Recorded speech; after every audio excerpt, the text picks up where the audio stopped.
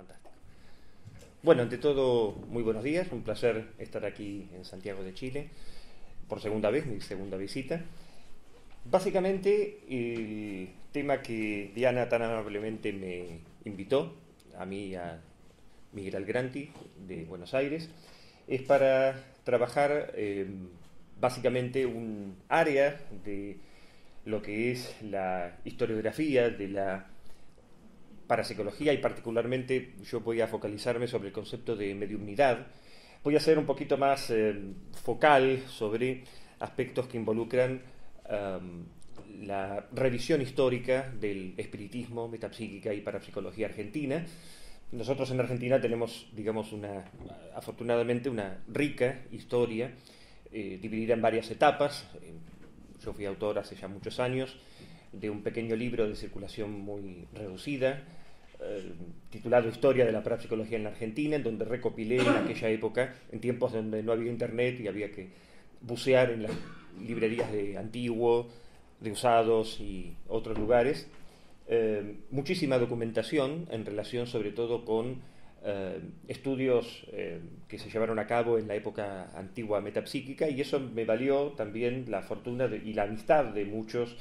espíritas y sociedades espíritas acerca de las cuales vamos a conversar hoy. Uno de los temas, digamos, uno de los subtemas que vamos a focalizar involucra el fenómeno de la mediumnidad. La mediumnidad es una experiencia transcultural, humana, absolutamente normal y natural en diferentes partes del mundo. Yo he tenido la fortuna de visitar muchos sitios donde se practican diferentes formas de mediumnidad, en Brasil, en Turquía, los derviches, por ejemplo, y otras culturas, en donde este tipo de prácticas... Y he sido testigo de algunos fenómenos notables. Hace algunos años yo visité en Alemania el caso de un medium de materialización, Kai Mugg, cerca de Frankfurt, en donde él produce este tipo de manifestaciones. Todavía está un poco en duda si este tipo de manifestaciones ectoplasmáticas son o no genuinas, pero él y su esposa me invitaron a participar de una interesante sesión, acerca de la cual publiqué también un corto artículo en inglés y en español. Pero en realidad, más que hablar de este tipo de cuestiones anecdóticas, me gustaría focalizar sobre el fenómeno de la mediumnidad, dividiendo esta presentación en dos partes. Una parte en donde quisiera exponer sobre el fenómeno de la mediumnidad en sí mismo, muy brevemente, y una segunda parte inédita. De hecho, cuando la diseñaba, recordaba y tuve que consultar a colegas míos que luego, 25 años después, retomaron mucho del trabajo que inicialmente yo construí en base a los datos iniciales de este estudio de la parapsicología argentina, historiadores como Juan Manuel Corbeta, Juan Gimeno, Mauro Vallejos y otros, muchos de ellos académicos, que se interesaron en continuar el trabajo que inicié en aquella época, y por supuesto recopilaron muchísimo material. Comentaba a Miguel Algranti y a otros colegas que esta mirada de la parapsicología desde otros lugares, abducir de la parapsicología, por ejemplo, los antropólogos, los historiadores, los artistas interesados en los fenómenos mediúmnicos de medios pintores y así como también, curiosamente, los conservacionistas. Yo participé online en un congreso de prácticas de conservación de materiales históricos, como por ejemplo piezas antiguas de la época magnética, ¿no? Antiguos tableros Ouija, que eso se llevó a cabo en Holanda, en una convención. Yo no participé en forma personal, sino que hice una intervención, y era muy interesante cómo los holandeses habían, digamos, invitado a diferentes expositores europeos para exhibir ese tipo de piezas, digamos, históricas, y de cómo se intentaba promover la conservación de esos materiales, así como los arqueólogos y los museólogos también exhiben y curan este tipo de piezas. Bueno, esto ha sido un poco un fenómeno que la parapsicología, digamos, está atravesando, ¿no? Una no desestimación, sino un paulatino acercamiento de otras disciplinas científicas interesadas en construir tesis de doctorado, de maestría y diversos tipos de investigaciones, no tan interesados en el fenómeno parapsicológico, sino más bien en aspectos educacionales, pedagógicos, históricos, antropológicos, sociales, culturales, artísticos, del fenómeno paranormal en sí mismo. De hecho, han habido exposiciones fotográficas en Nueva York, en Alemania, en Buenos Aires y en otros lugares, exhibiendo este tipo de imágenes que Annette tan extraordinariamente mostró como una curiosidad, ya no paranormal, sino como una curiosidad artística o como un fenómeno fotográfico, ¿no? Como relevante. En algún punto vamos a hacer esta mirada tratando de relevar algunos datos acerca de esta cuestión. Uno de los temas que yo en lo personal me he preocupado bastante, y en diversos tipos de congresos, sobre todo congresos de psicología, nuestro gremio, los psicólogos, son siempre mucho más considerados como escépticos, mucho más duros, dependiendo qué línea u orientación se trate. Los psicoanalistas, cognitivos, fenomenológicos y otras orientaciones suelen ser a veces algo más cerradas, pero no depende tanto en realidad de la orientación del psicólogo, del psicoanalista o del cognitivo duro, sino más bien de la persona, qué grado de aproximación o interés estos profesionales tienen acerca del tema. Por ejemplo, en Brasil es muy común muchos médicos universitarios, titulares de cátedra, cuyos padres han sido médiums en las sociedades espíritas brasileras de una larga historia familiar, son abiertos a la cuestión de la medicina espírita. Yo he hablado con algunos de ellos y son sumamente abiertos a la cuestión de la medicina espírita, y cuando les digo, bueno, ustedes son abiertos porque en Brasil este tema, me dicen, no tanto la cultura brasileña, sino porque mi papá o mi abuelo eran médiums. Entonces yo me crié en una sociedad espírita, estudié medicina, y cuando viene un paciente con determinados tipos de síntomas o indicadores que parecen ser de carácter, digamos, psiquiátrico, nosotros hacemos un intento de construcción de un diagnóstico diferencial. De hecho, David Lukoff y otros autores, psiquiatras sobre todo, han sido influyentes en la construcción, por ejemplo, el DSM-5, que durante varios años, del año 94 hasta el 2013, que hace este salto desde el manual de diagnóstico psiquiátrico, que desde 1994 el DSM-4 hasta el 2013 que aparece el DSM-5, hubo un largo debate acerca de la inclusión o no, y la observancia y la medición y el intento por construir un diagnóstico diferencial entre, digamos, cuadros de posesión espiritual y psicopatología. Y afortunadamente, bueno, el DSM, si bien no hace un reconocimiento, sí advierte que hay razones claramente culturales que no deben ser vistas desde una perspectiva psicopatológica. De modo que la mediumnidad en alguna medida también involucra esta cuestión de determinar en qué medida se puede trazar la frontera. Yo he estudiado sobre todo un concepto que se llama experiencias de encuentro, que tiene que ver con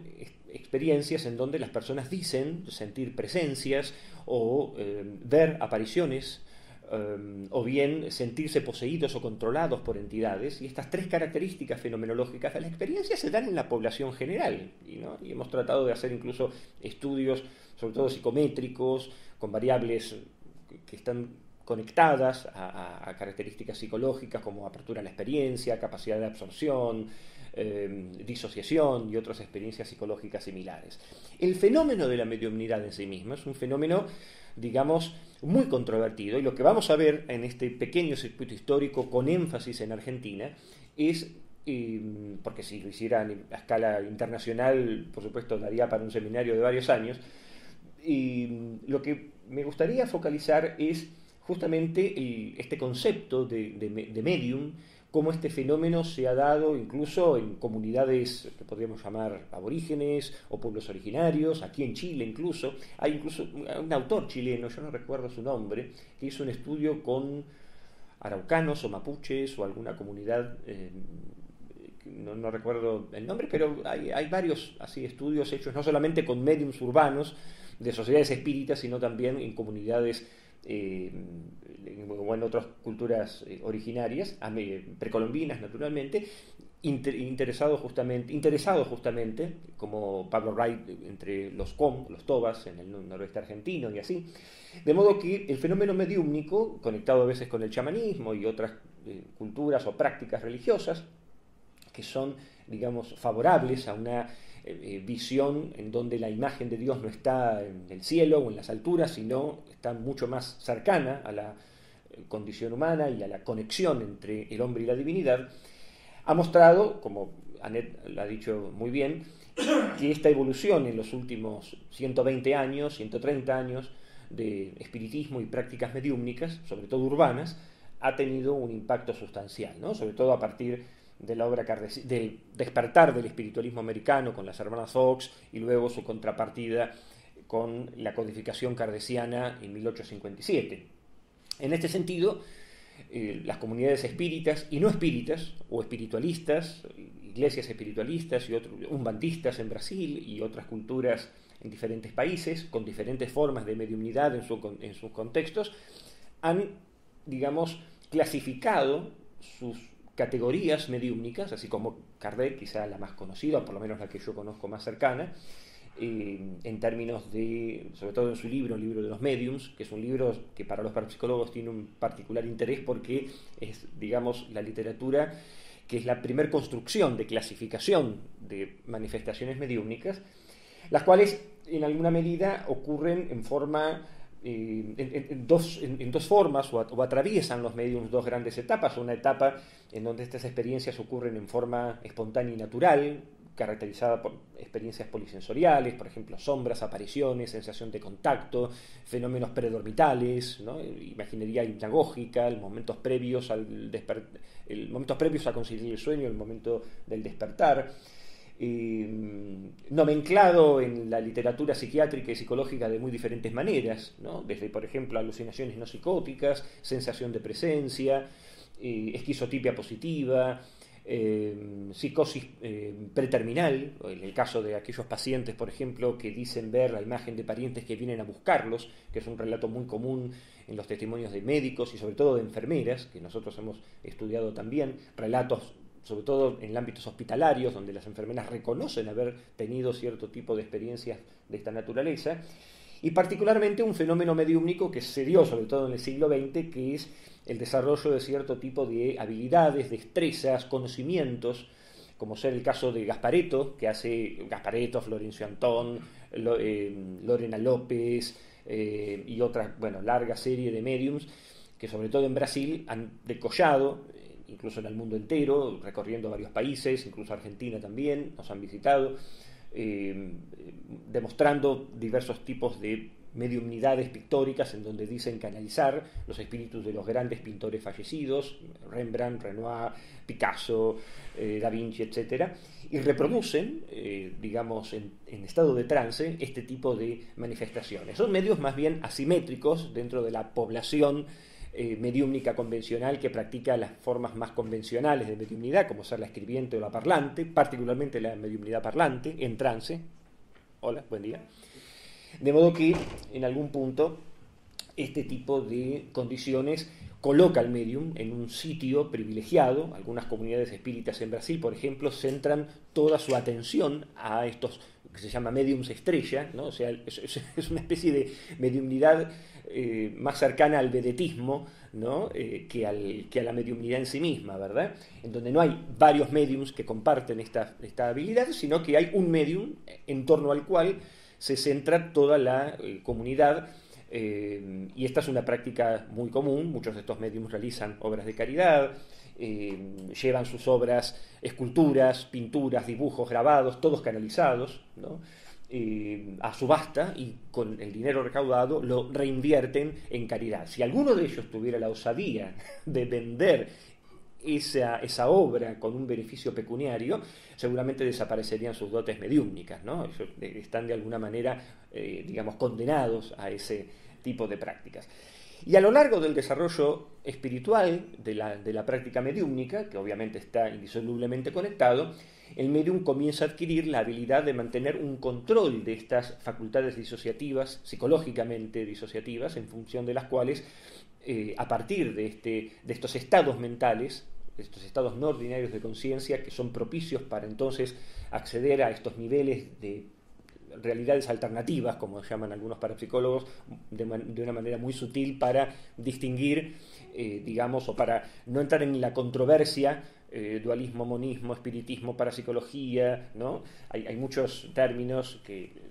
digamos, sobre todo Diana y Annette, que son, digamos, interesados en explorar esto, los parapsicólogos hemos utilizado, por ejemplo, el concepto de super-psi, ¿no? El concepto super-psi involucra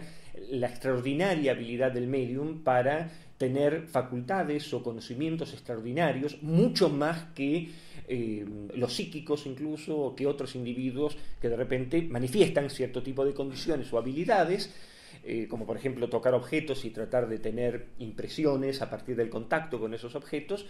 que serían, digamos, facultades también extraordinarias, pero mucho más extraordinarias cuando el medium tiene la posibilidad o la facultad de materializar o de comunicar información a los sitters o a los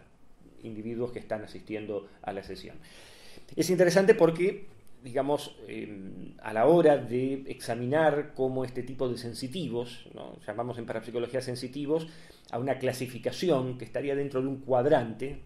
que está, digamos, dividido en 4 grandes actores en esta condición. Los mediums por un lado, los sanadores psíquicos por otro, los psíquicos en sí mismos y los radiestesistas, que serían, digamos, diferentes formas de manifestar, por ejemplo, el caso de los psíquicos a través de las facultades de psicometría, una práctica que, por ejemplo, en Argentina, la Sociedad Constancia, de la que vamos a hablar, todavía continúa. Los mediums y sus diferentes habilidades, ¿no? Este tipo de condiciones las llamamos verticales u horizontales. Los psíquicos son horizontales, porque la mayoría de ellos producen fenómenos vinculados a la evidencia, a la precognición, a la telepatía. En cambio, la de los mediums es vertical, se supone que hay una conexión con una fuente espiritual superior, etc. Y a lo largo de este desarrollo, el medium comienza a adquirir la habilidad de involucrarse con el mundo espiritual y digamos, evolucionar, desarrollar, o mejor dicho, aprender a tener un control cognitivo, emocional,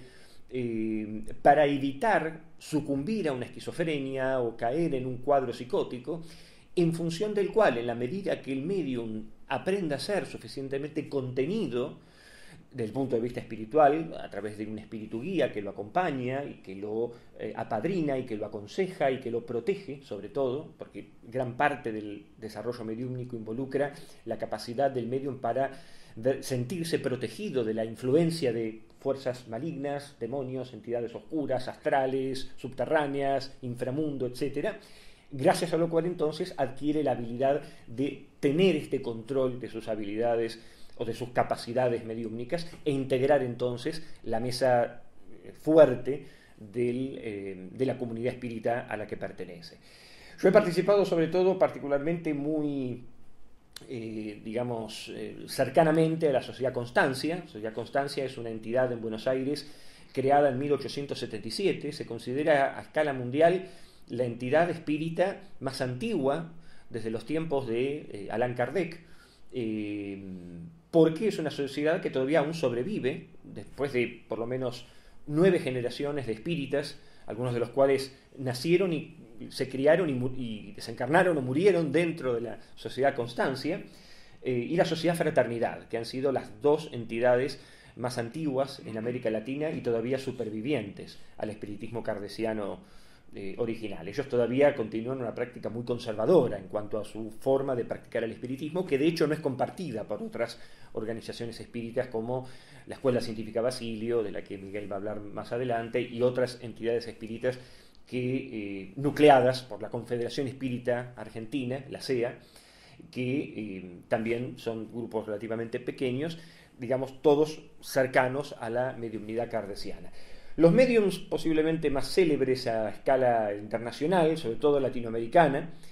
pero incluso también mundial, cuando se los nombra en otros países, algunos que estudian el tema los recuerdan, son, el caso naturalmente de Chico Xavier, mundialmente conocido por ser una de las personalidades que ha escrito alrededor de 400, casi 500 libros psicografiados. El más famoso de ellos es Parnaso ando al túmulo, Paraíso más allá de la tumba, y Nosolar, ¿no? Nuestro hogar,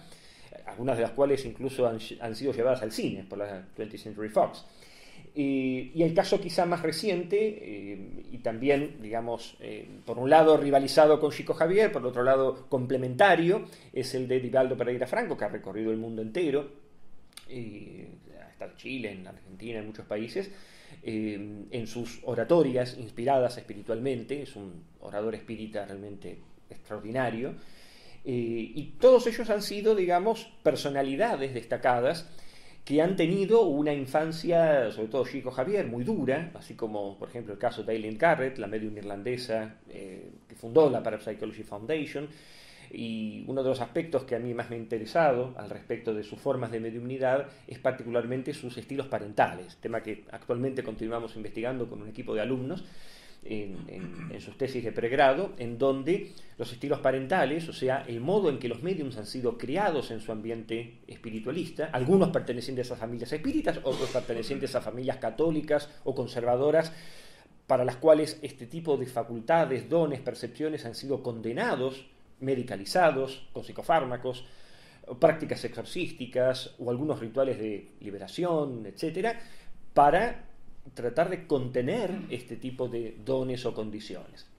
El caso de Chico Xavier, por supuesto, es un caso, digamos, paradigmático de una infancia brutal, de golpes, así como Eileen Garrett también,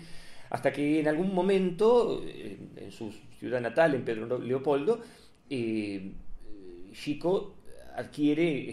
desarrolla esta condición en un diálogo con diferentes tipos de entidades, la más conocida de las cuales es un médico llamado André Luiz. En la tradición espírita brasileña es muy común que los médiums incorporen diferentes tipos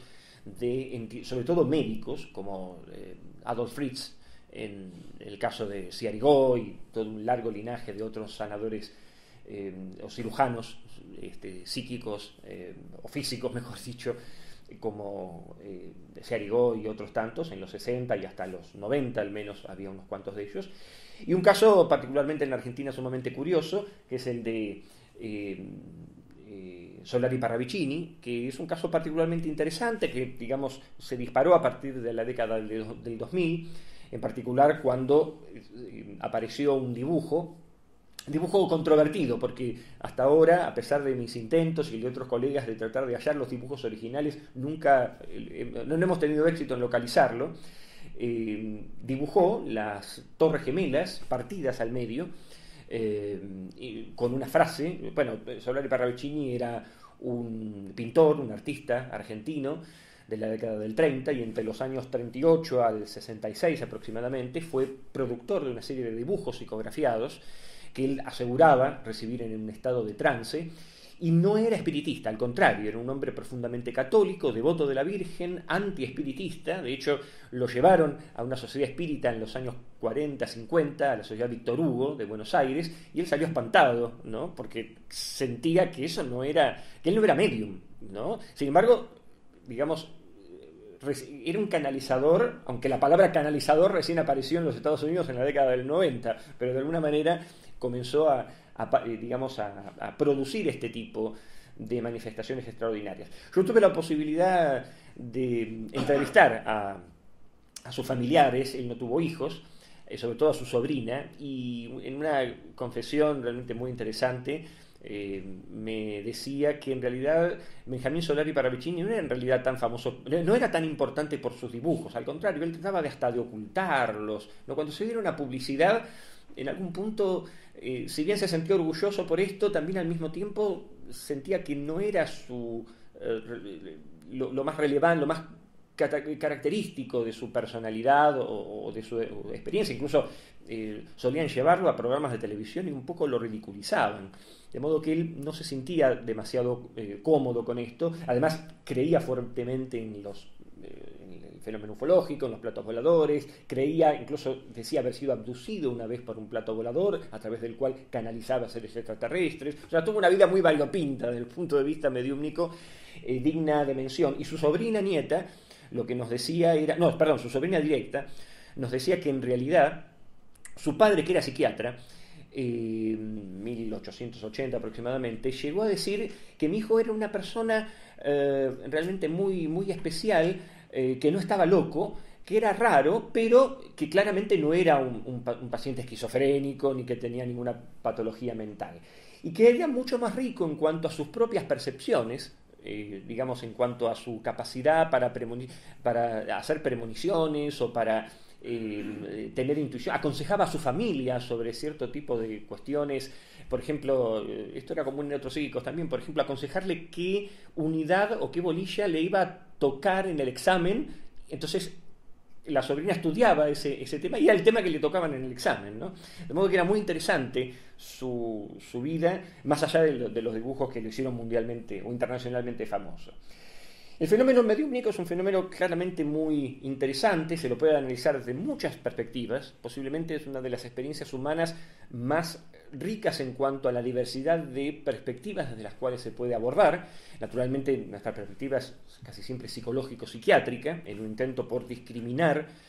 digamos, la mediumnidad de cualquier otra psicopatología, cosa que históricamente, digamos, siempre esto ha sido así. De hecho, Arthur Koestler, un famoso novelista británico, que en los años 80 se suicidó junto a su esposa, en su juventud, muy interesado por estos temas, llegó a decir en una conferencia pública en los Estados Unidos que en los Estados Unidos tenía 50, esto en los años 50,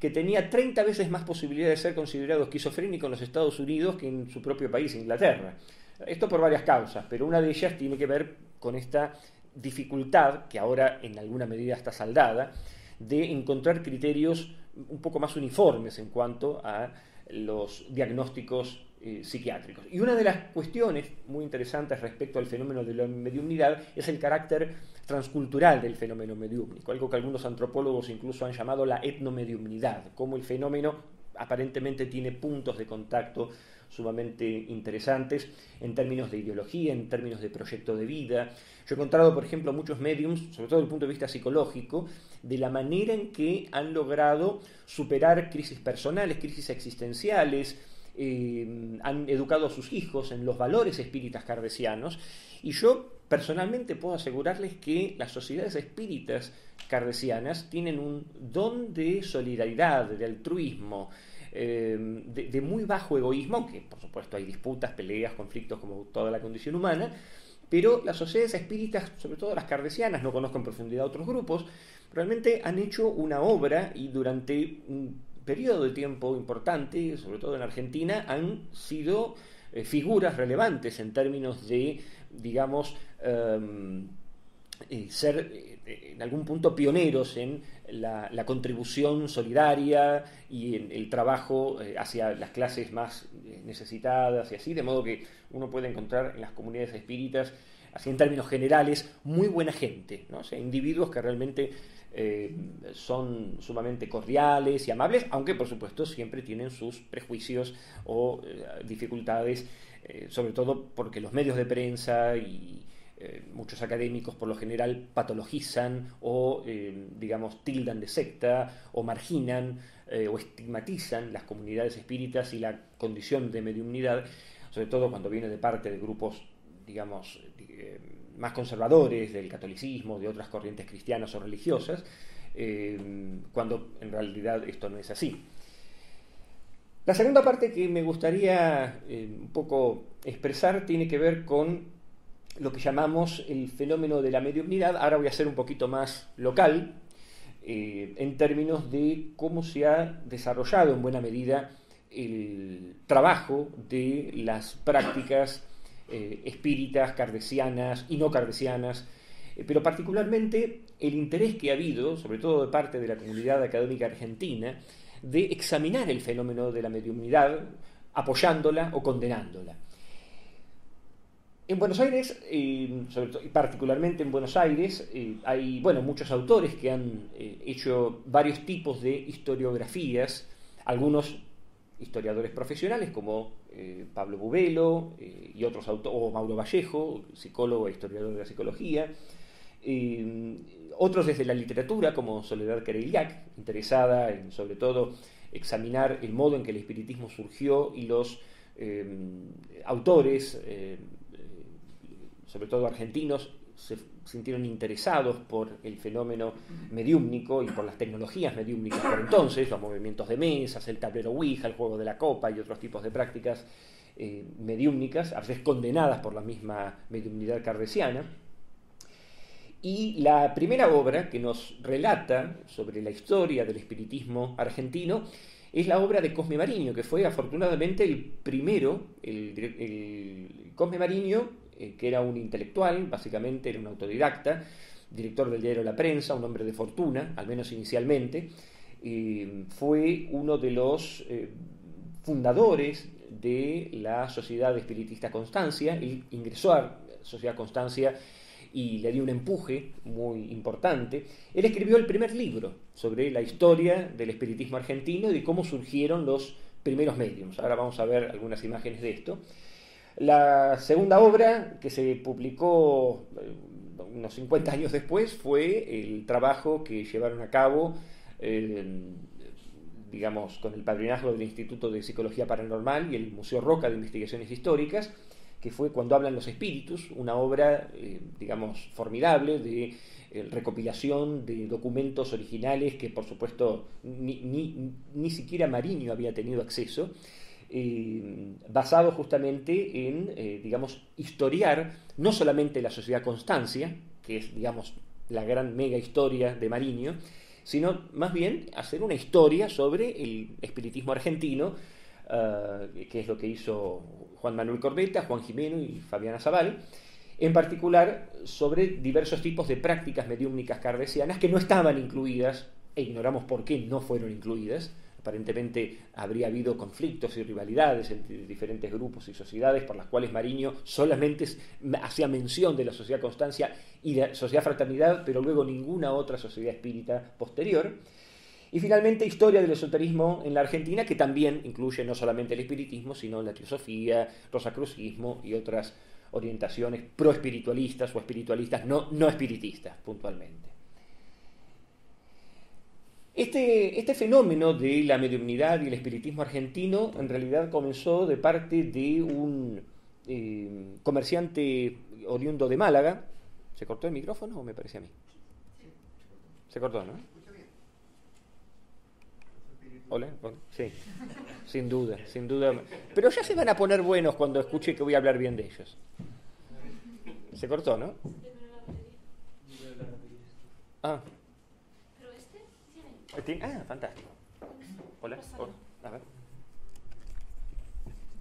Hola. Ah, fantástico. Gracias. Este comerciante español oriundo de Málaga visitó Buenos Aires, fundó en Buenos Aires y Montevideo las primeras sociedades espiritistas de una manera algo caótica, cuenta Mariño. Esta es una de las fotografías inéditas tomada de una antigua revista argentina llamada Fray Mocho, en la cual, publicada en los años 20, en la cual él publicó lo que se podría llamar el primer libro de espiritismo en la Argentina en el año 1858, cuando recién Kardec publicaba su primera obra en 1857, ¿no? Por supuesto,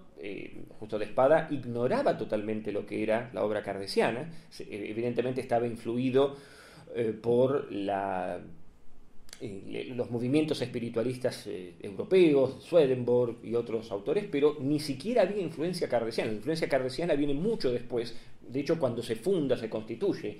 la Sociedad Espírita Constancia, que se funda en 1877. De hecho, esta sociedad incluye a varios mediums, entre ellos, por ejemplo, Estela Guerinó y Modesto Rodríguez Freire, que eran... ella era argentina tucumana, de la provincia de Tucumán, y Modesto Rodríguez Freire era español. Se conocieron en una sociedad espírita, se enamoraron, se casaron y fundaron una entidad que, digamos, albergó a muchos mediums. Estela Guerinó fue una medium que fue la primer medium de levitaciones, de objetos pesados. De hecho, hay anécdotas que cuenta Mariño, que en sus sesiones los participantes se sentaban encima de la mesa y la mesa los levantaba y los empujaba, mostrando la fuerza que tenían estas entidades. El espiritismo, por supuesto, este tipo de prácticas no estaban influidas por el filtro de la codificación kardeciana. Entonces, en general, cuando se hacían este tipo de prácticas, había una suerte de, digamos, problemática involucrada en la cuestión. Mucha gente se acercaba muy curiosa al fenómeno mediúmnico, pero por lo general salían asustados o atemorizados justamente por este tipo de prácticas mediúmnicas. Justamente se cuenta Mariño porque no había un adecuado entrenamiento, educación del medium para la producción de estos fenómenos. El medium era un individuo que no tenía el control suficiente de este tipo de facultades, en consecuencia cuando ocurrían este tipo de manifestaciones, ocurrían con violencia. Entonces había una falta de entrenamiento. Esto hizo que Justo de Espada emigrara a Montevideo para establecerse con sus negocios y con sus trabajos. Luego retornó a Buenos Aires, pero haciendo visitas esporádicas, hasta que finalmente, en una fecha incierta, falleció. Lo cierto es que un medium, luego de Estela Guerino, también comenzó a tener una relevancia importante, que fue Antonio Castilla. Antonio Castilla tiene una historia fascinante dentro del espiritismo argentino, porque fue el primer medium estudiado por intelectuales argentinos. No voy a dar demasiados nombres, sobre todo porque puede llegar a aburrir a quienes no los conocen. Para los argentinos que los conocemos son nombres muy relevantes, sobre todo diputados, escritores, científicos, médicos, etcétera, ¿no? Es interesante porque Antonio Castilla era un medium muy, como decimos en Argentina, vago, o sea, era muy perezoso. No le gustaba trabajar, era una persona con muchos problemas, un poco antisocial, pero en el fondo, dice Mariño, era una buena persona. Mariño se había preocupado por darle una educación, era analfabeto, casi como la mayoría de estos inmigrantes españoles o italianos, y entonces le dio la posibilidad de establecerse con un comercio que luego fundió y que luego le dio otra oportunidad laboral para continuar. Pero tenía la condición y la habilidad extraordinaria por entonces de que cuando entraba en trance,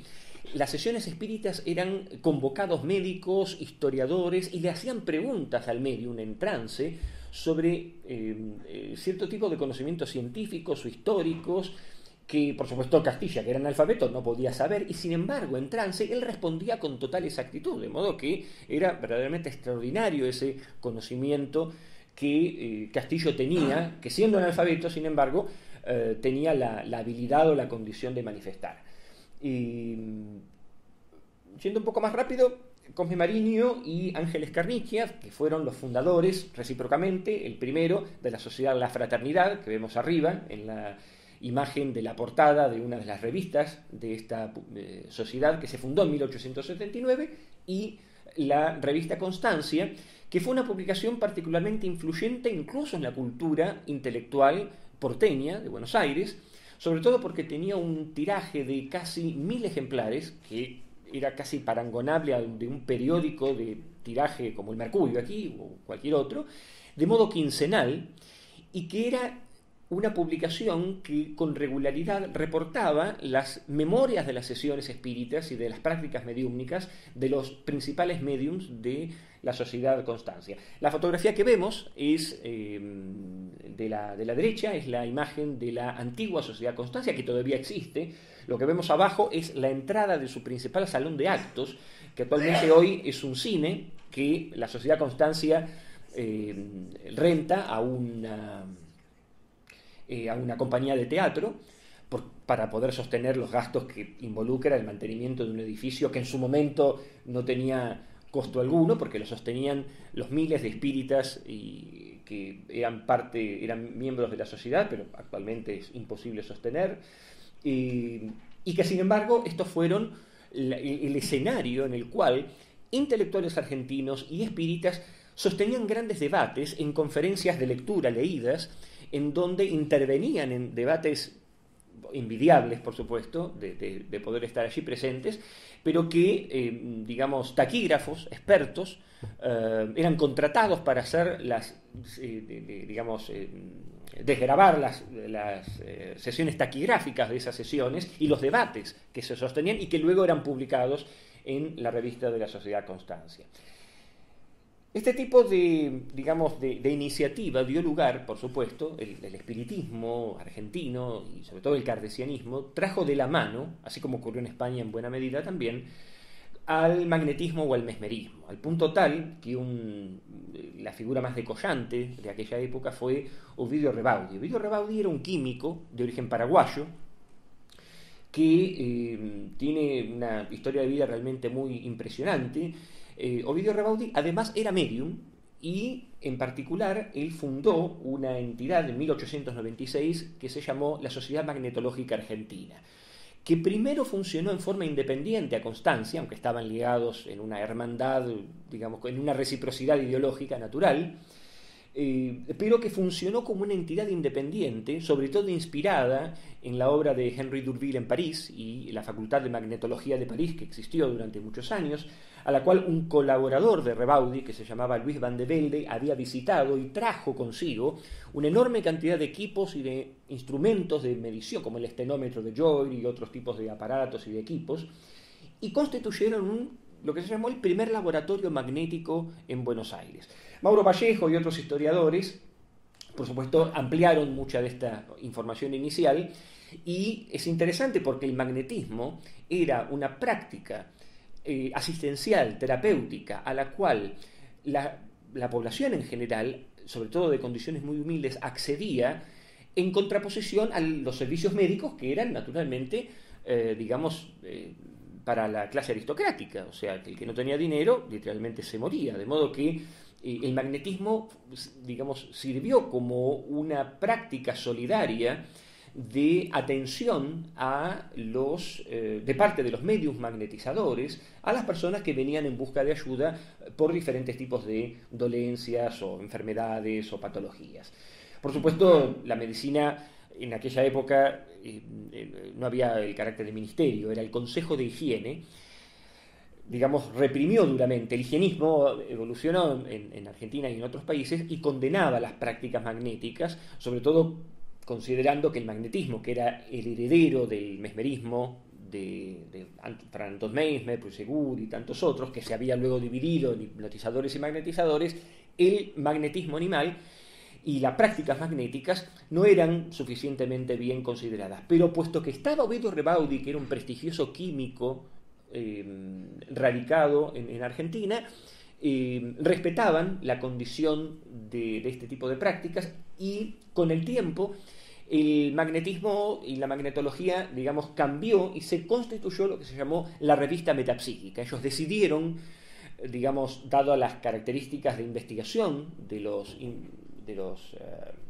magnetólogos, sustituir el nombre de magnetismo por metapsíquica, debido a que no estaban ya tan interesados en las prácticas de mesmerismo y de magnetismo espírita con mediums, sino que se comenzaron a interesar mucho más por los fenómenos de la mediumnidad de efectos físicos, investigar a mediums como Castilla, por ejemplo, aunque ya había muerto por aquella época, pero sí investigar a otros tipos de mediums y de trabajos de corte similar. Ovidio Rebaudi escribió varias obras, algunas de las cuales tenemos en nuestro instituto, por ejemplo, Elementos de magnetismo experimental y curativo, publicados en forma, digamos, simultánea en España, de parte de Biblioteca La Radiación de España, que creo que es de Barcelona, y por Emilio de Márcico. Emilio de Márcico era un editor esotérico, muy similar a Editorial Kier de Buenos Aires, pero anterior a Kier, que fue el primer editor de literatura teosófica, espírita, magnética y rosacrucista, que vivía en La Plata, que tenía una imprenta propia, era un hombre de fortuna, que vemos allí en la fotografía en el centro, y junto con dos colaboradores de Ovidio Rebaudi, Manuel Frascara y Luis Hodel, Hodel era vendedor de autos antiguos, y Frascara también era un hombre de fortuna, contribuyeron en la constitución de este laboratorio magnetológico y las prácticas de curación y el uso de instrumentos. Y el trabajo de la investigación del magnetismo es muy interesante, porque los mediums pasaban por una serie, los mediums y sobre todo los magnetizadores, que no eran mediums, sino eran ellos mismos, Rebaudi, Frascara y otros tantos, pasaban por las tecnologías como el estenómetro de Joule y otros tipos de equipamientos, cuyas fotos no tengo aquí lamentablemente, pero que fueron parte de una suerte de diagnóstico en términos de evaluar la capacidad magnética. Estos aparatos se constituían en dispositivos cubiertos por una campana de cristal, en donde se colocaba una pequeña aguja, y el magnetizador medía su capacidad magnética colocando sus manos a cierta distancia del instrumento cubierto por una campana de vidrio, para evaluar en qué grado se movía por fuerza de la acción magnética y toda la teoría correspondiente, que es muy largo de mencionar, a través de sus prácticas magnéticas. Y pasaban muchos magnetizadores, algunos de los cuales, cuando no lograban este tipo de efectos, además de pasar por otros tipos de tecnologías, eran no descartados ni marginados, pero sí se les daba una suerte de certificación de que no tenían o sí tenían habilidad magnética. Entonces pasaban a una segunda instancia en donde practicaban sobre cultivos de semillas o cultivos de diferentes tipos de plantas y instrumentos similares, y se les tomaba fotografías mediante un procedimiento que se asemejaba a la técnica de fuerza ódica de von Reichenbach, en donde se tomaban fotografías especialmente diseñadas con un tipo de placa seca, con un producto químico, para evaluar el grado de emanación magnética que tenía, ¿sí? Que eran prácticas comunes mucho antes que el efecto Kirlian y muchos otros procedimientos tecnológicos más, con el propósito de determinar en qué medida el magnetizador podía influir a distancia, porque se consideraba que esas placas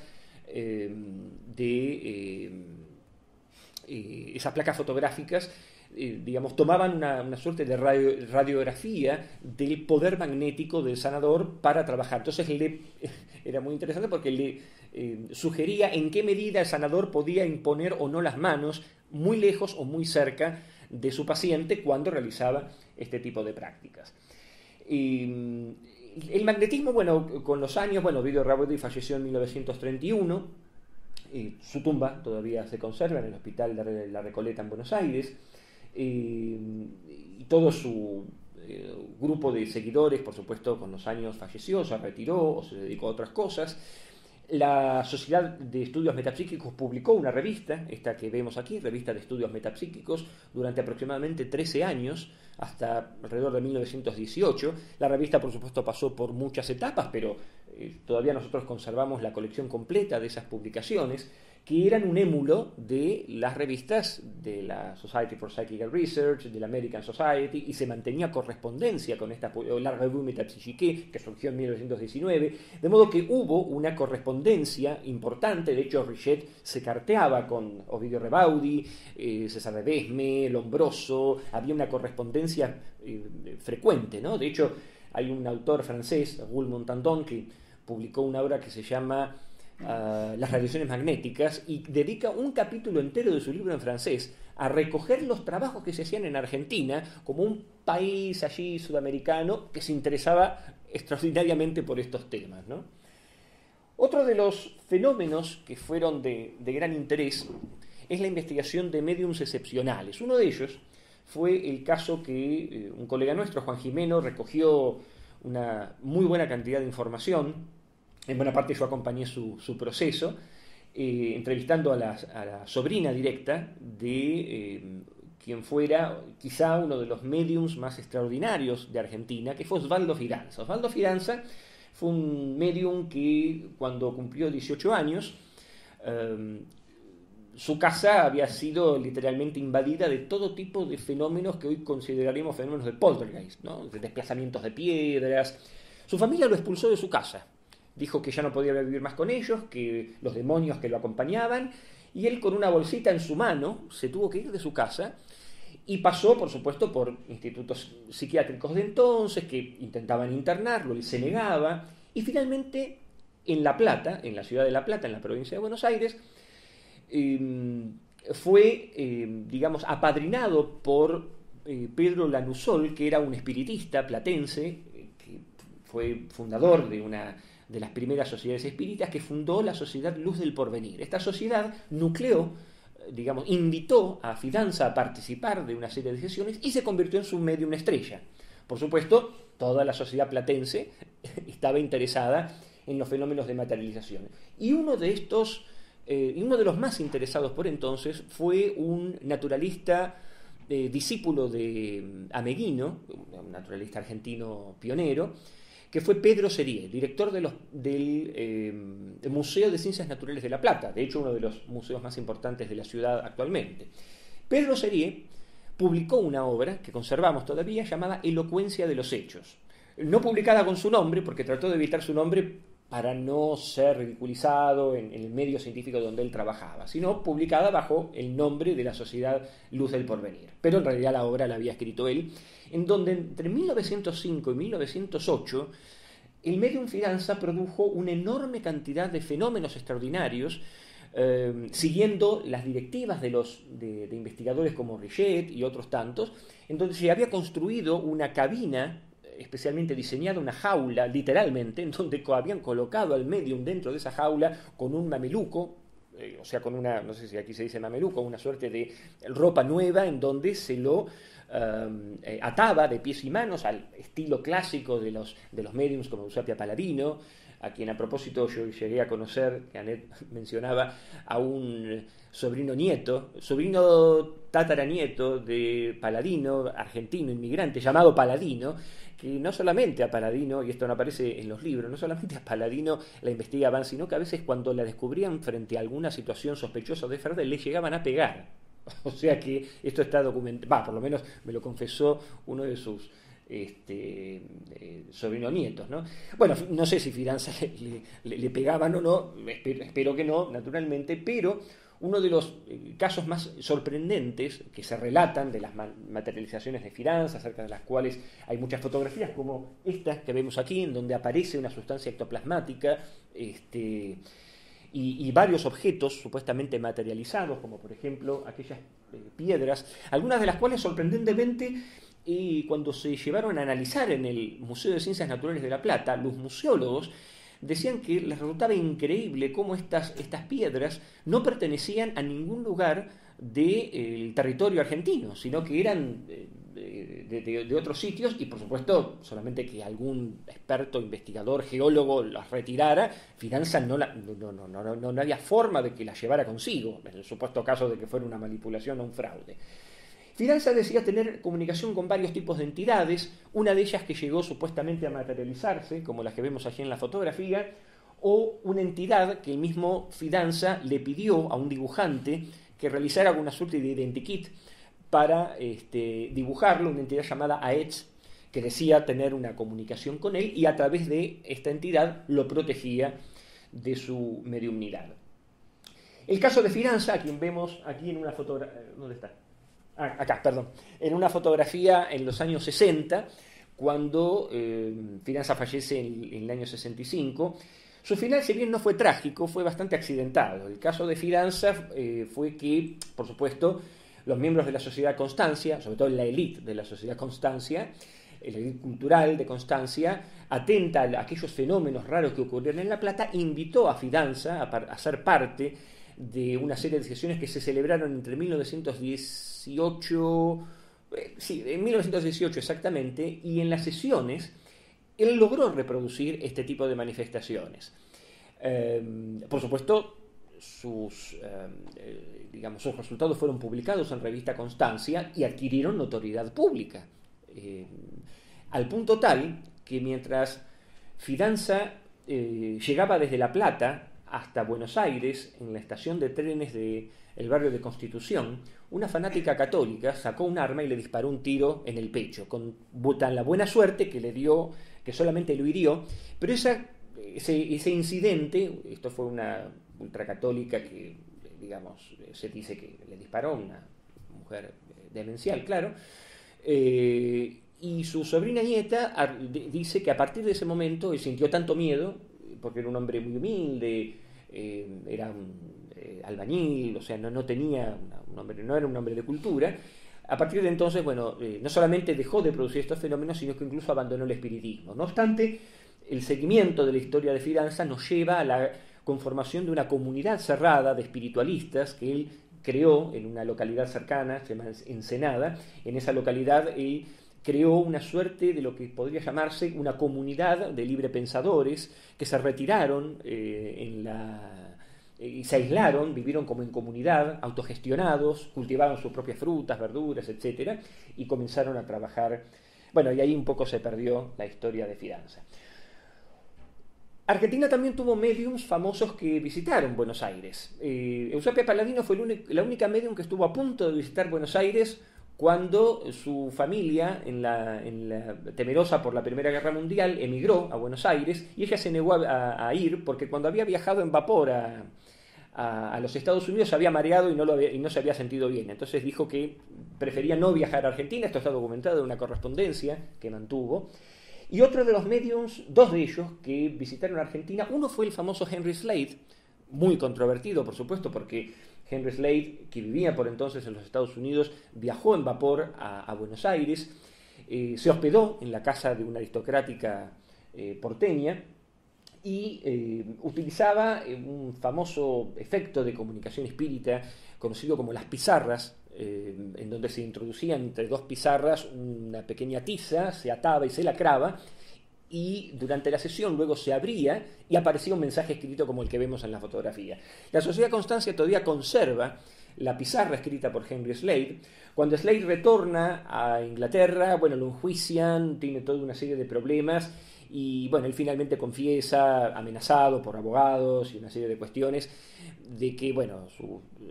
las manifestaciones con pizarra eran fraudulentas, pero bueno, por supuesto eso ya había pasado la historia. La Sociedad Constancia relata las sesiones a las que habían asistido diputados, senadores, intelectuales médicos y una cantidad de figuras importantes. Esto ocurrió en 1879, 2 años después de la fundación de Sociedad Constancia. Y la segunda visita famosa fue la de un médium investigado también por 2 hermanos que eran ingenieros, los hermanos Ferretti,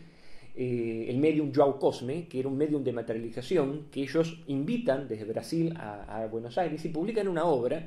que se llama Extraordinarios y recientes fenómenos metapsíquicos en Argentina. Son las memorias, era algo muy común publicar las memorias de sesiones espíritas en donde ocurrían fenómenos extraordinarios. Nosotros conservamos varios de estos libros incluso, en donde Sociedad Constancia albergó a este medium que producía manifestaciones, ectoplasmías y así.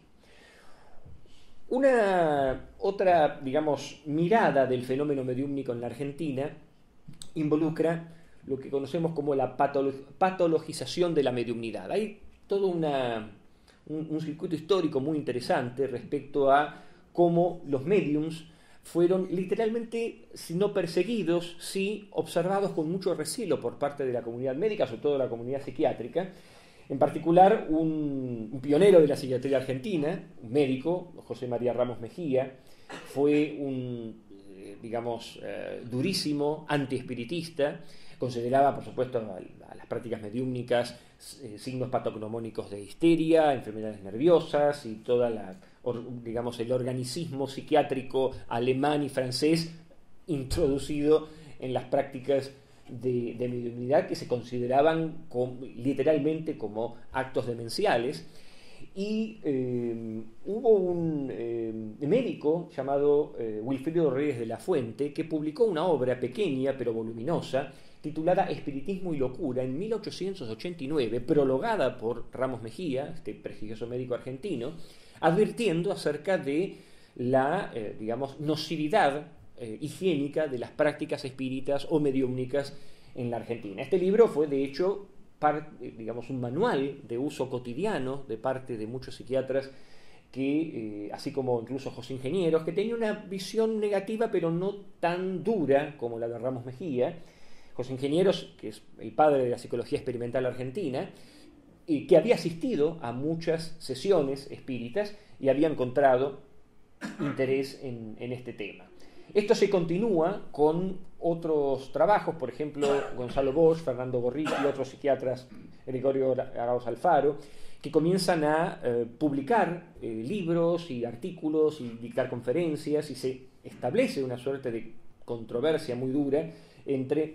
espiritistas y psiquiatras respecto a cuestiones como, por ejemplo, paranormales e higiene mental, que sería el equivalente a mediums e higiene mental, o estados de parapsiquiatría, en donde advierte acerca de las prácticas mediúmnicas como que atentan de alguna manera contra la salud mental. Sin embargo, es el tiempo en donde justamente Gorriti y otros médicos advierten que es la metapsíquica, o luego llamado parapsicología, aquella disciplina que se va a reconciliar con el espiritismo y va a reinterpretar el espiritismo como un fenómeno, o reducir en todo caso el espiritismo a un mero fenómeno paranormal, anímico o parapsicológico, cosa que irrita fuertemente a los espiritistas, y entonces se abre una brecha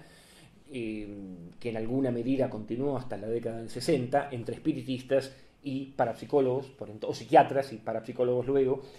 en torno a estas polémicas que Bouvet llama polémicas antimágicas, ¿no?, que tienen que ver con estas disputas entre la psiquiatría o la patologización del espiritismo. Patologización que luego continúa nuevamente de parte de César Bogo, un líder espírita, que tenía como amigo y referente al doctor Bartolomé Bosio, que era un médico adherente al espiritismo y que se ensaña en un debate con un médico positivista llamado Daniel Stockdale, que publica en una prestigiosa revista médica argentina llamada La Semana Médica un título muy, digamos, virulento, llamado Richet y los fantasmas, en donde acusaba a Richet por haber sido engañado en la famosa sesión de Villa Carmen con el medium, con las materializaciones de Bienboa y toda una serie de fenómenos, como un pobre viejo delirante y digamos, decrépito, que se había interesado en el final de su vida en la mediunidad. Por supuesto, los espiritistas, a quien tenían a Richet como la figura más, digamos, de culto, y que por supuesto apoyaba el espiritismo, naturalmente, atacaron a Stockdale, y fue justamente Bosio quien publicó una carta en respuesta, y ahí se estableció durante casi varios meses un debate en el que Stockdale, por supuesto, no renuncia a su afirmación, pero advierte que hay que distinguir entre, digamos, la mediunidad y otros tipos de prácticas nocivas. Otra derivación de un caso que investigamos hace relativamente reciente fue la paulatina incorporación de los estudios espíritas o parapsicológicos en los claustros universitarios. El primero de ellos viene de parte de un antropólogo, David Efron, que no fue famoso por este hecho, sino por haber sido discípulo de Franz Boas y, por otra parte, haber, digamos, incursionado mucho antes de su interés en la parapsicología, en el estudio que lo hizo famoso mundialmente, en Argentina y en otros países, sobre el estudio del gesto y la cultura. Antes de esto, Efron fue el primer autor de una tesis inédita, pero nunca encontrada en la Facultad de Filosofía y Letras, llamada Los fenómenos paranormales. Y Enrique Mouget, que era un psiquiatra prestigioso argentino, funda el primer instituto de psicología dentro de la Facultad de Filosofía y Letras de la Universidad de Buenos Aires, e incorpora dentro del número de departamentos y áreas lo que se llamó el área de psicología paranormal, que la vamos a ver allí en la fotografía, en la número 7. Esta es la primera vez en una universidad argentina y posiblemente latinoamericana que la parapsicología, bajo el nombre de psicología paranormal, se incorpora. ¿Y quién iba a ser luego nos enteramos, esta es una historia no contada porque no hay documentación, hasta que luego Jimeno y yo nos pusimos a investigar en el asunto? David Efron había sido comisionado por Nerio Rojas, por entonces el rector de la Universidad de Buenos Aires, al Instituto Metapsíquico de París, para asistir a las sesiones del medium Rudi Schneider, quien por entonces era el medium estrella del Instituto Metapsíquico Internacional de París, en la producción de cierto tipo de fenómenos en donde por primera vez se habían introducido la célula fotoeléctrica, gracias a la cual en una sesión oscura se podía incluso detectar en el momento en que el medium producía fenómenos de materialización y de telequinesia, como se le conocía por entonces. David Efron desenmascaró, fue el único, digamos, filósofo, por decirlo, no francés, que desenmascaró a Stanislawa Tomskis, que era una medium conocida, a la cual de hecho Eugene Osti y otros investigadores metapsíquicos tenían una devoción, y sin embargo él demostró que esta medium producía manipulaciones fraudulentas gracias al dispositivo que habían creado con célula fotoeléctrica. Bueno, David Efron tiene una vida un poco accidentada de varios aspectos, finalmente emigra a los Estados Unidos, se incorpora en el año 38 al laboratorio de parapsicología de Rhein, entre otras cosas, y luego finalmente retorna se queda en la Universidad de Columbia, dicta clases allí y esporádicamente retorna a Argentina hasta el año 74, sin abandonar su interés por el estudio de los fenómenos parapsicológicos y sobre todo el tema de la relación entre la semiología y la telepatía, tema que era inédito por entonces examinar desde el punto de vista lingüístico.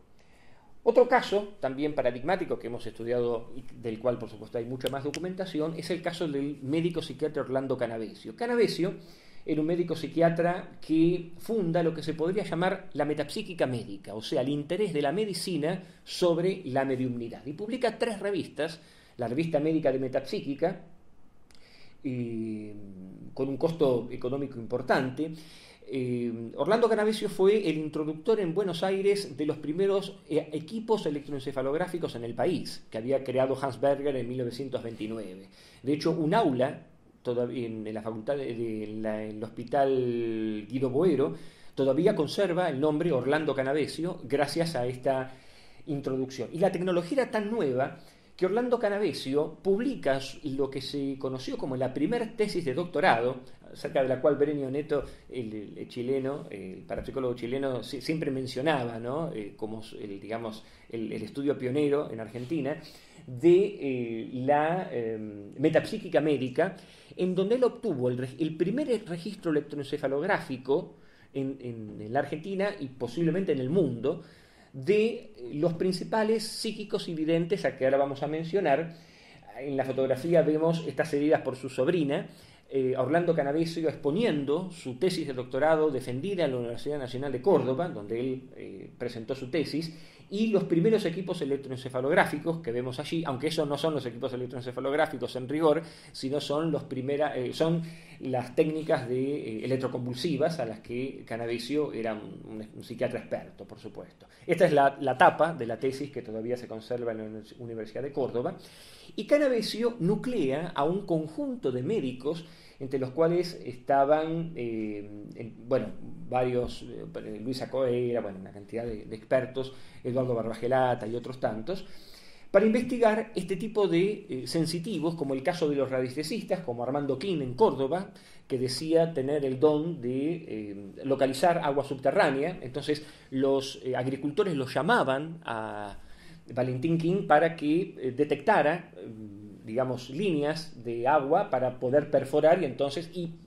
según dicen los expertos, tenía un 95-90% de probabilidad de aciertos en la detección de agua subterránea puntualmente. La fotografía que vemos abajo es Armando Quin a los 98 años, murió en el año 97,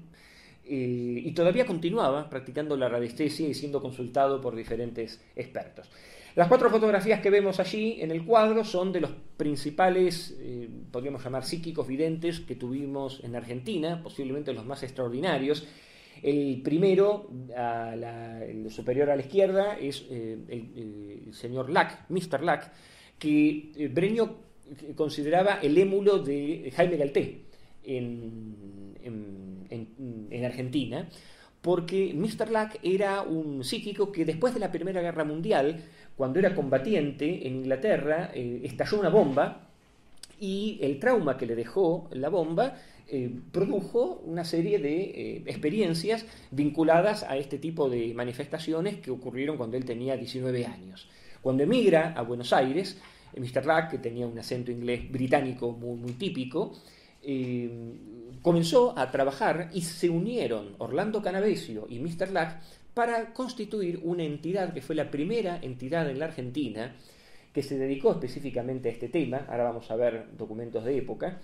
en donde se constituyó el Gabinete de Psicopatología, que fue la primera entidad a cargo de Orlando Canavesio que se ocupó de trabajar con registros electroencefalográficos de los médiums. Irma Maggi, también una inmigrante italiana radicada en Argentina, que se dedicó al tema.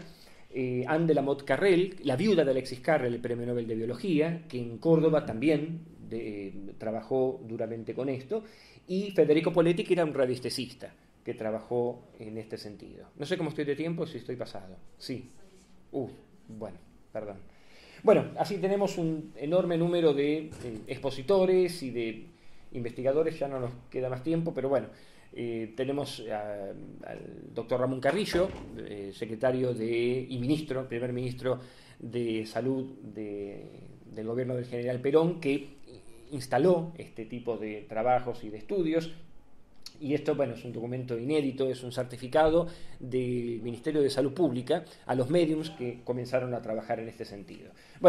Pioneros que comenzaron a trabajar también en la investigación. Ya no tenemos tiempo para tratarlos a todos, y simplemente mencionar,